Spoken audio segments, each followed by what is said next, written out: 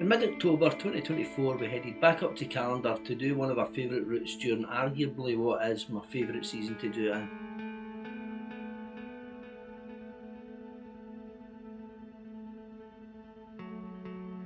We set off with 10 gravel enthusiasts, a few of which were new faces, on a dry but overcast day. Shortly after leaving the car park I realised that my upshifter wasn't working and I ended up borrowing Malky's spare gravel bike for the day. What's that? So they put that in the video where I was in front of you. I know. There'll be much footage like that. I told the rest of the lads to crack on and that we'd try to catch them up or see them up at Killin. It was nice to catch up with Malky, who was just feeling a little bit fragile, although you'd never have guessed it.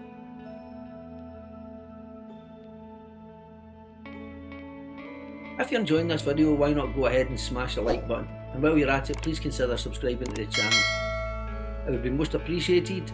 I'm closing in on 1500 subscribers now, and if you hit the notifications button you'll be advised when I make a new video. I'm also needing to replace and repair some of my cameras, so if you could re-watch a couple of my videos I might be able to get monetised on YouTube.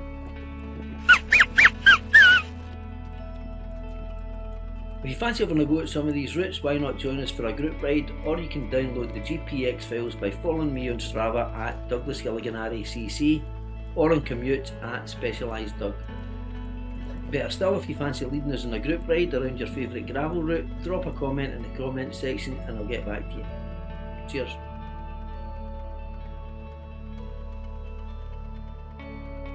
As we took the shortcut up the old railway line which misses out Balquidder, a guy went past us in quite a hurry.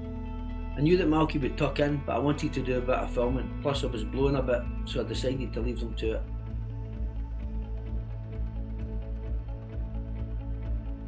Had a wee bit of a mare today.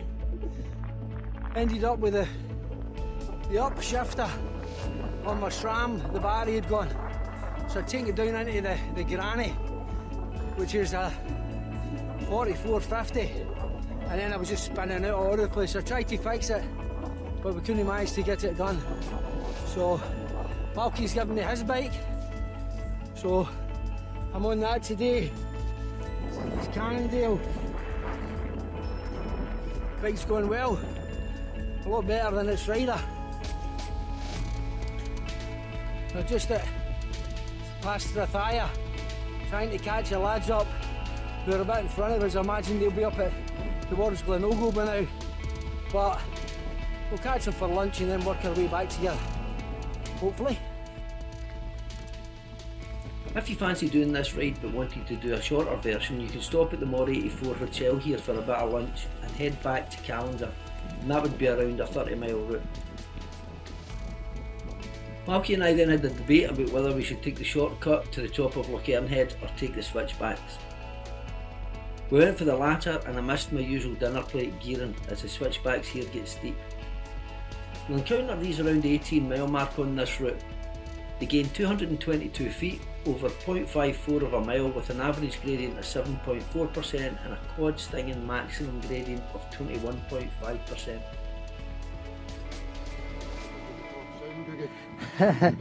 I can edit it. Just on your right. Cheers, buddy. Well done. Well done. Good work.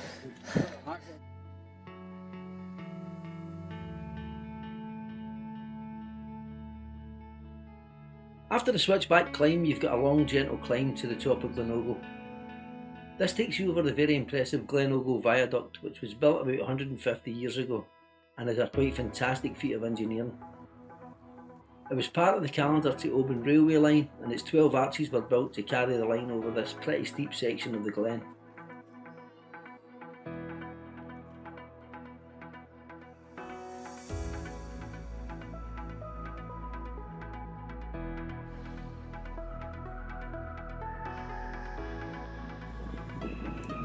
Once you crest the gradual climb up the glen, you cross the roads and then get to enjoy a nice descent down to Killin, which is really pretty, passing through a couple of wooded areas and containing some nice flowy sections.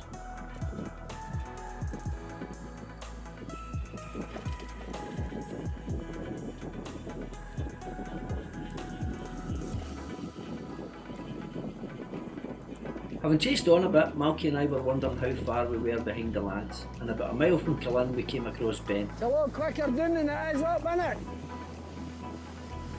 No way! Don't you mean happy this? There I was, talking a load of bollocks about latex in a tube and saying, oh no, I don't get any more punctures than anyone else. Tyre pressure issues. Sorry. Yeah, pinch. Oh no. Pressure issue. Are you alright? Oh sure, yeah, just nearly done it now. How long are the boys away? Oh, about 2 minutes. Really? Yeah, they'll just be ordering coffee now. We're home to try and catch them.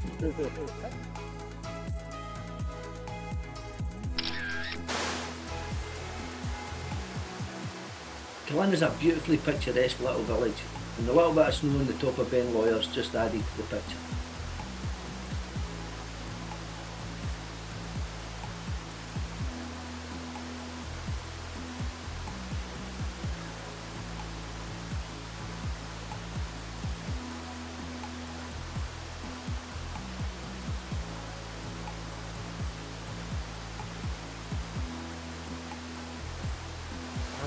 How many schoolboy errors are there? There must be millions of them. So we've got the boys all on their coffees. Stu's kept me company. Pint of Moretti, good lad. Cheers, Mike. Cheers. Cheers, lads. Well done. Well done getting yourself over here. Thanks to Malky for pulling me out a hole again. It was nice to catch up with the lads, who were just ready to order as we arrived. Heading waterwards, I headed off and got the drone up for the obligatory lads crossing the bridge shot.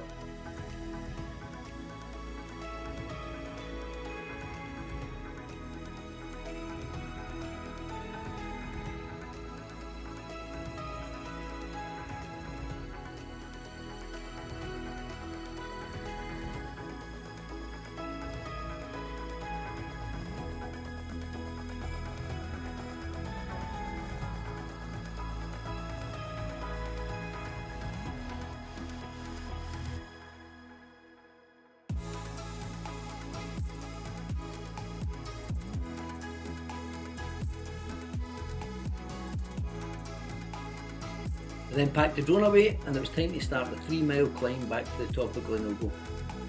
It's always tough to get the legs going again after stopping for lunch, and a 3-mile climb is definitely not what you would choose to start back with. That said, we weren't long heating up again.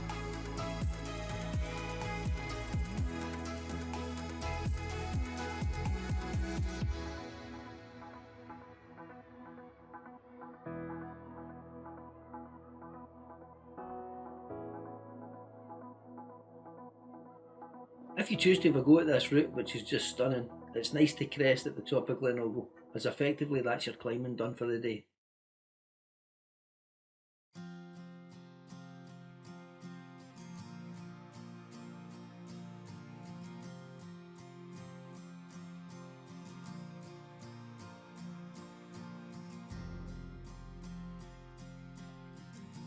The descent back down to the switchbacks gives you a chance to relax, catch your breath and take in the scenery of the glen. I've completely run out of money. It's a good You see tour, a that. shot of rain dripping into a bucket, you know. Aye. They've not got a roof on yet, have they? It's still a shell. With the leaves beginning to fall at this time of year, the views are slightly better too.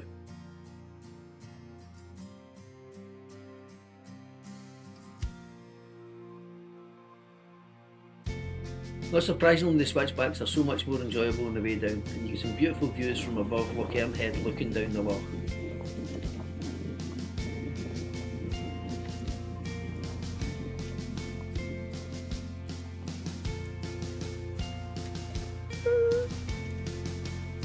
That one was a challenge.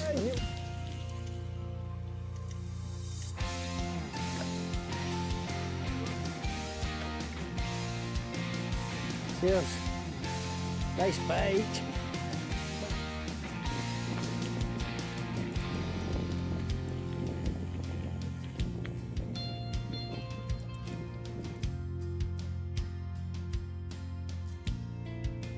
I always look forward to this pretty little section, which flows through a pine wood and comes not long after the switchbacks.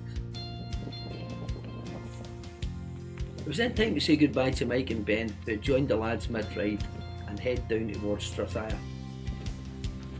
Oh You need to look up how good are latex inner tubes really, right? Hey, good to see you, man. Hey, good to see you, mate. See you soon.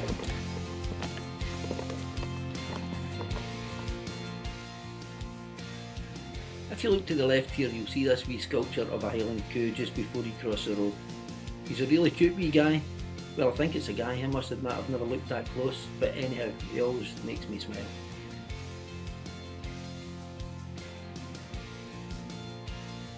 Because Malky and I were chasing the lads on the way to Killin, we've taken the shortcut avoiding Balquidder and Loch Foyle, so we missed a lot of what I call the copper coloured road, but this should give you a flavour of it. At the height of autumn, the road becomes completely covered with orange coloured beech leaves, which is quite spectacular.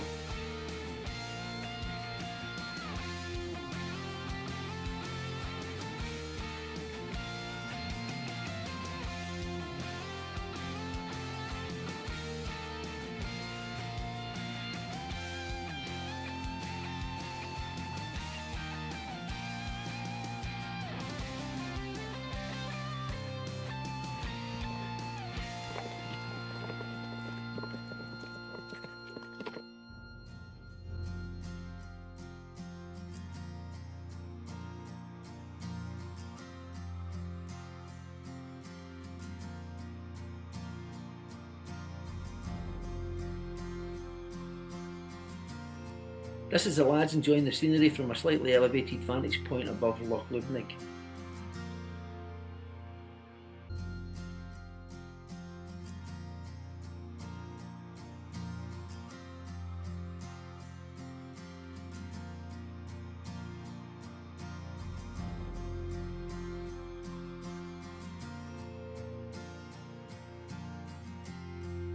We were pretty lucky with the weather on the day and it stayed dry for the duration.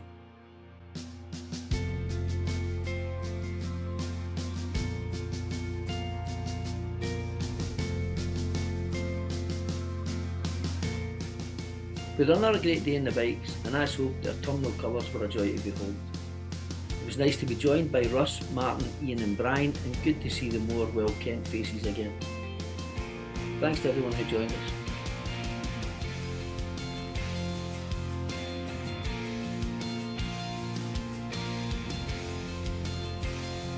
Thank you.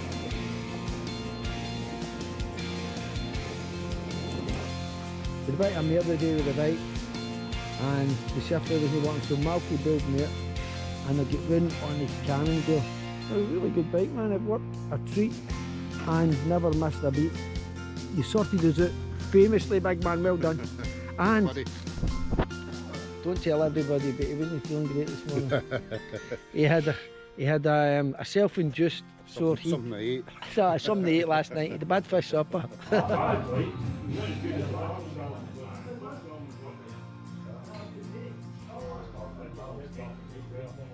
In the ride by the numbers, we covered 46 miles with 2,300 feet of climbing.